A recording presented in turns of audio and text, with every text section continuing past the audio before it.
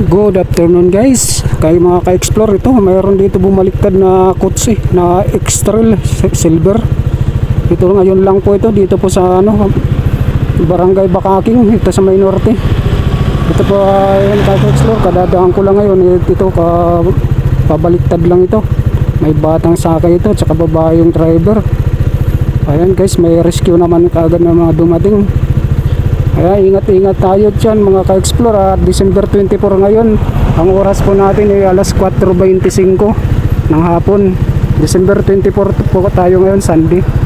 Ingat-ingat mga ka-explore. At ito po isang kotse na X-Trail na silver bumaliktad dito sa May Bakaking area, Baguio City po tayo guys.